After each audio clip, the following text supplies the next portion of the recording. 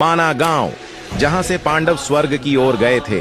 जी हाँ, वही माना गांव जहां भगवान श्री गणेश ने महाभारत लिखी थी और सिर्फ यहां से ही सरस्वती नदी के दर्शन भी किए जा सकते हैं। पहले इसे भारत के अंतिम गांव के नाम से जाना जाता था, पर अब इसे बदलकर भारत के पहले गांव के नाम से जाना जाता है। माना गांव चमोली डिस्ट्रिक्ट में आता है और बद्रीनाथ से इस गांव की दूरी सिर्फ 3 किलोमीटर की है। इस गांव में स्थित गणेश गुफा में ही भगवान श्री गणेश ने बैठकर वेद, पुराण और महाभारत लिखी थी। गणेश गुफा के बारे में कहा जाता है कि जब भगवान श्री गणेश जी वेद लिख रहे थे तो सरस्वती नदी अपने रौद्र रूप से बह रही थी, जिससे कि भगवान श्री गणेश को वेद लिखने में बहुत दिक्कत हो रही थी। तो उनके मना करने के बाद भी जब शोर कम नहीं हुआ तो गणेश भगवान ने सरस्वती नदी को श्राप दे दिया कि तुम इससे आगे किसी को भी नजर नहीं आओगी, और इसीलिए सरस्वती नदी सिर्फ माना गांव से ही देखी जा सकती है। इस गांव से थोड़ी ही दूरी में स्थित है